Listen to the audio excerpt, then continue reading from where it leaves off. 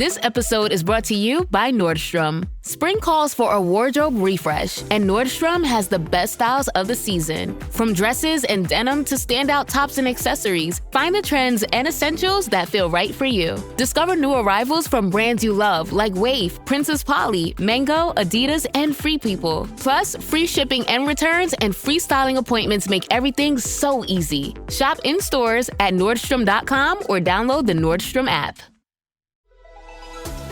Experience a membership that backs your business journey with American Express Business Platinum. When you pay with membership rewards points for all or part of an eligible flight booked with a qualifying airline through Amex Travel, you can get 35% of those points back, up to 1 million points back per calendar year. American Express Business Platinum. There's nothing like it. Terms apply. Learn more at americanexpress.com/business-platinum. Hey everyone, Chris here from MedPrep to Go, and welcome to another episode of our USMLE Step 2 Questions podcast. I'll be your host for today, and in this episode, I'll be reading 3 neurology questions from our online Qbank, and as always, you can read these questions and more at medprep2go.com.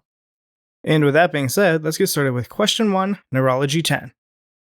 A 22-year-old woman presents to her physician's office complaining of a persistent headache and blurry vision for approximately 3 months. The patient states that the headache is retroorbital and bilateral.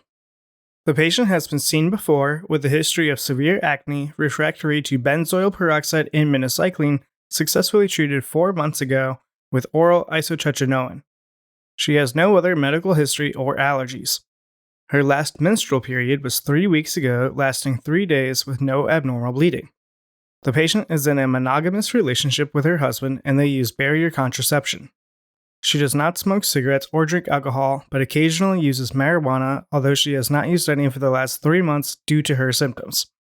Temperature is 99 degrees Fahrenheit or 37.2 degrees Celsius. Blood pressure is 126/82, pulse of 92 beats per minute, respirations of 16 per minute, and oxygen saturation of 98% on room air. She is 5'10" and weighs 150 pounds. Physical examination shows bilateral papilledema on fundoscopy with 20/20 vision in both eyes with corrective lenses. She has no rashes and the examination is otherwise unremarkable. A CT of the brain without contrast is normal. Lumbar puncture shows an opening pressure of 32 centimeters H2O and normal CSF with no red blood cells or white blood cells found. Which of the following is most likely responsible for the patient's symptoms? Is it A, corticosteroids, B, herpes simplex virus encephalitis, C, isotretinoin, D, obesity, or E, rupture of the anterior communicating artery? And the correct answer is C, isotretinoin. The patient has idiopathic intracranial hypertension, also known as pseudotumor cerebrae. It is most likely due to isotretinoin, a vitamin A analog prescribed to the patient for control of her acne. IIH can be caused by several medications, including vitamin A and its analogs, tetracyclines, such as minocycline and doxycycline, recombinant growth hormones, and lithium. IIH is caused by an excess of CSF. Vitamin A is believed to cross the blood-brain barrier and increase CSF production through an effect on aquaporins in the cell membranes of the choroid plexus. Treatment of IIH is through acetazolamide, which reduces CSF levels. Answer choice A, corticosteroids, is incorrect. Corticosteroids are thought to decrease IIH, however, because of excessive weight gain, which can cause IIH, corticosteroids are not used anymore because of the weight gain. Answer choice B, herpes simplex virus encephalitis, is incorrect. Herpes simplex can cause encephalitis, with complaints similar to the patient's complaints, and can even show normal results on CT scan and lumbar puncture, but generally only very early in the course of the disease.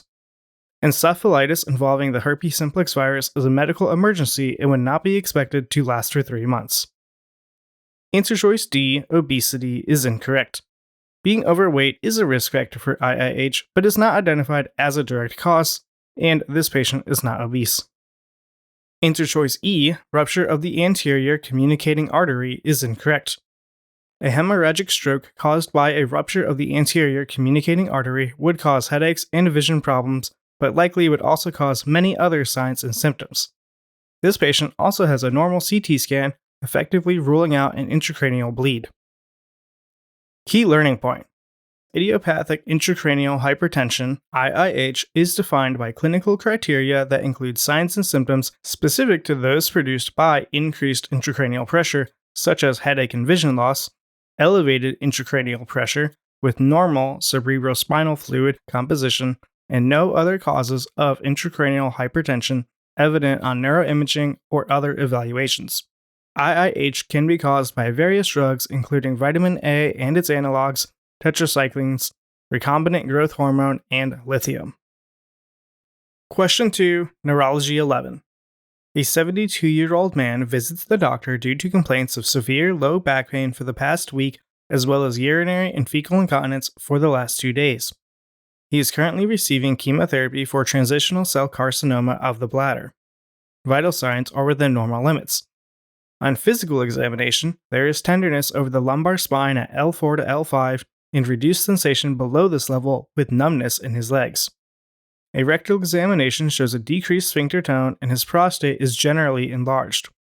Which of the following is the most appropriate next step in diagnosis? Is it A, cystourethography, B, MRI of the spine, C, measurement of serum prostate-specific antigen, PSA, D, renal ultrasonography, or E, urine culture? And the correct answer is B, MRI of the spine. A patient with a diffusely enlarged prostate in the setting of new neurologic symptoms likely has prostate cancer, which often metastasizes to the lumbar spine.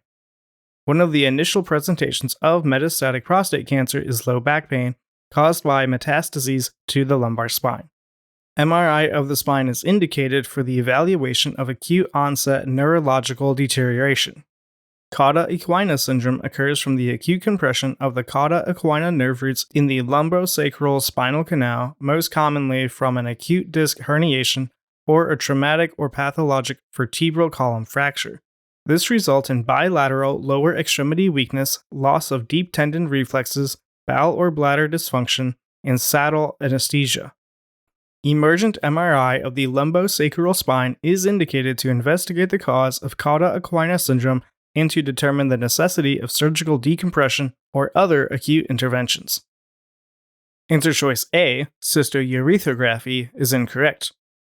Cystourethography can be helpful in the diagnosis of urinary tract abnormalities, such as urethral stricture or urethral trauma, which can present with urinary retention.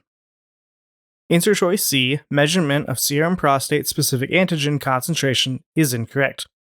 The PSA test is used as a tumor marker to monitor prostate cancer. While this patient likely has prostate cancer that has metastasized to bone, and measurement of the PSA will be indicated, this patient's signs and symptoms of cauda equina syndrome are a surgical emergency, and an MRI of the spine should be the next diagnostic step. Answer choice D, renal ultrasonography, is incorrect. Renal ultrasonography is indicated in patients who are suspected to have post-renal obstruction causing hydronephrosis, such as nephrolithiasis or an enlarged prostate. This patient's clinical presentation is more consistent with a spine pathology. Answer choice E, urine culture, is incorrect. Urine culture is helpful in the diagnosis of urinary tract infection, which can present with urinary symptoms such as dysuria, frequency, and urgency. It would not cause spinal tenderness, numbness, or decreased sphincter tone, which are more indicative of a spine pathology. Key learning point. Prostate cancer often metastasizes to the lumbar spine. Cauda equina syndrome occurs from acute compression of the cauda equina nerve roots in the lumbosacral spinal canal and should be emergently evaluated with an MRI of the spine. Question 3, Neurology 12. A 68-year-old man presents to his primary care physician for a follow-up visit to discuss increased falls over the last 8 months. Prior workup demonstrated no abnormalities on complete blood count, complete metabolic panel, or computed tomography of the head. Prior physical examinations have demonstrated a bilateral pill-rolling tremor, cogwheel rigidity, and shuffling gait, all of which are slightly progressed at this visit from the patient's last visit 2 months ago. The physician suggests a trial of levodopa-carbidopa therapy. Based on the patient's most likely diagnosis, which of the following neurotransmitter derangements is most likely present? Is it A, decreased acetylcholine in the basal nucleus of my-NERT, B, decreased norepinephrine in the locus coeruleus, C, increased acetylcholine in the basal nucleus of my-NERT, D, increased dopamine in the ventral tegmentum substantia nigra, or E, increased norepinephrine in the locus coeruleus? And the correct answer is C, increased acetylcholine in the basal nucleus of my-NERT. This patient's pill-rolling tremor, cogwheel rigidity, shuffling gait, and the suggestion to begin levodopa-carbidopa therapy suggest a primary diagnosis of Parkinson's disease. The primary neurotransmitter disturbance of Parkinson's disease, decreased dopamine in the ventral tegmentum substantia nigra, relieves autoinhibition of acetylcholine release, thus increasing acetylcholine in the basal nucleus of my-NERT. Answer choice A, decreased acetylcholine in the basal nucleus of my-NERT, is incorrect.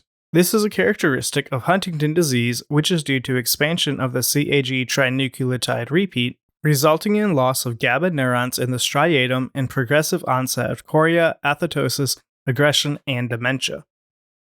Answer choice B, decreased norepinephrine in the locus coeruleus, is incorrect. This is a characteristic of depression. Other neurotransmitter changes seen in depression may include decreased serotonin in the raphe nuclei.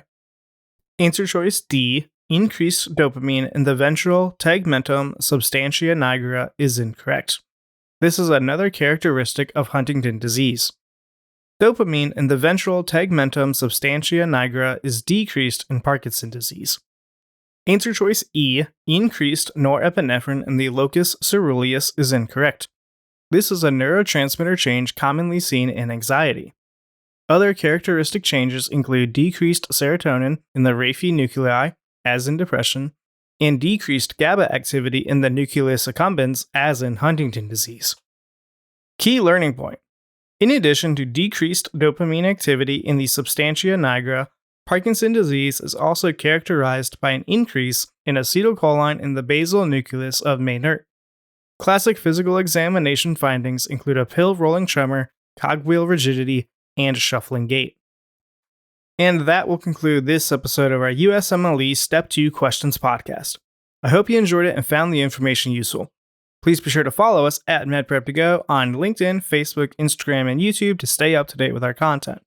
You can learn more and read other Step 2 questions at medprep2go.com. Happy studying! Sometimes creating an ad campaign can feel like you're talking on mute. But advertising on Spotify is different. We'll help your business turn up the volume and reach an engaged audience that's ready to hear and see your message. Learn how Spotify can add more to your mix at ads.spotify.com. Breaking news for your home. Way Day. Wayfair's big sale is almost here, and you can score the best deals in home. Like up to 80% off everything home. Yes, you heard that right. 80% off with free shipping on everything. Plus surprise flash deals all Way Day long. We're talking outdoor furniture and essentials, rugs, and more. All at Wayfair, and all up to 80% off during Way Day. Shop Wayfair's Way Day from April 25th through 27th. Wayfair, every style, every home.